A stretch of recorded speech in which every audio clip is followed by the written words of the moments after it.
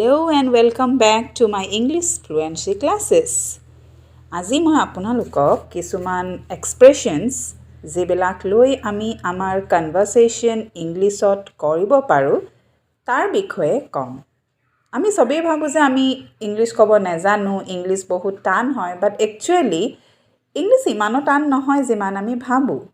Actually English ক'বলৈ প্ৰথম আমি ইমান বেছি গ্ৰামাৰ নিশিকিলেও আমি নৰ্মেলকৈ ইংলিছ ক'ব পাৰোঁ।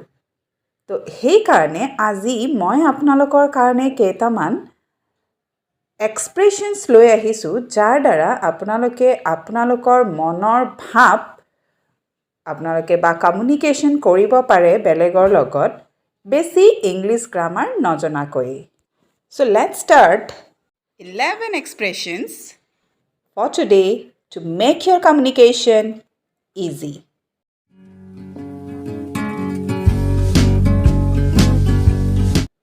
And the first expression is কোৱাটো সহজ কৰাটো টান। আমি এনেকৈ অসমীয়াতে প্ৰায়ে কওঁ নহয়নে? তো সেই বস্তুটোৱে আমি যদি এতিয়া ইংলিছত ক'বলৈ খোজোঁ আমি নিশ্চয় বেলেগ বেলেগকৈ ভাবিম। কোৱাটো সহজ, ইজি টু চে, কৰাটো টান। বাট উই can say it in one expression that is easier said than done.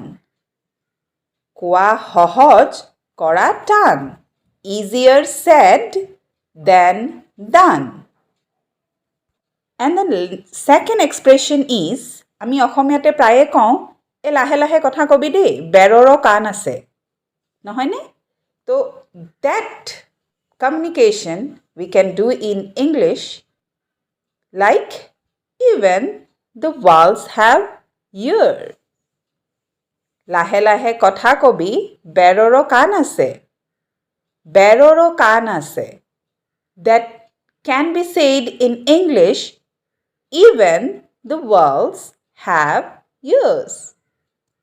And the third expression is suppose আমাৰ আজি বৰষুণৰ বতৰ, আপুনি আপোনাৰ ল'ৰাটো বা ছোৱালীজনীক বা কাৰোবাক লগৰ কাৰোবাক কৈছে লাহে লাহে খোজ দিবি দেই, ৰাস্তাটো বৰ পিছল। তো সেই যে লাহে লাহে খোজ দিবি সেইটো আমি in English we can say it watch your step, watch your step. And the fourth expression is আমি প্ৰায়ে আমাৰ লগত এনেকুৱা কিছুমান মানুহ পাওঁ যিয়ে বহুত বেছি লেভেল দেখুৱাই থাকে। তো আমি তেওঁলোকক যদি কেতিয়াবা ক'বলগীয়া হয় বেছি লেভেল দেখুৱাই নাথাকিবি দেই। So that can be said in English as don't act so pricey. Don't act so pricey. বেছি level নেদেখুৱাবা. Don't act so pricey. And the fifth expression is আমি কেতিয়াবা এনেকুৱা হয় যে কিছুমান মানুহ আছে যিকোনো এটা মেটাৰ, যিকোনো এটা কথা বহুত বেছি বেছিকৈ কৈ থাকে। So আমি যে কওঁ বেছি বেছিকৈ কৈ নাথাকিবি। So that can be said in English as don't exaggerate. Don't exaggerate. বেছি বেছিকৈ নকবা। The sixth expression is আমি প্ৰায়ে এনেকুৱা হয় যে আমি কথাৰ মাজতে কেতিয়াবা এনেকুৱা ক'বলগীয়া হয় যে যিয়েই নহওক মই তোমাৰ লগত সদায় থাকিমেই।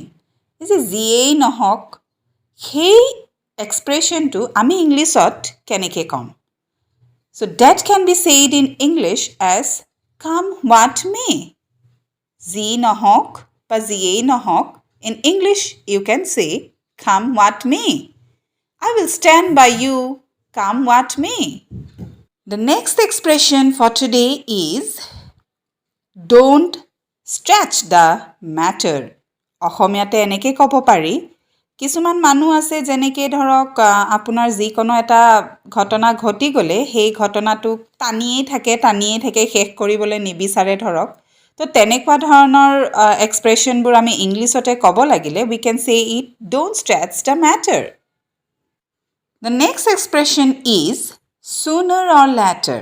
আপোনালোকে সবেই চাগে এইটো শুনিছে, this is very common expression sooner or later.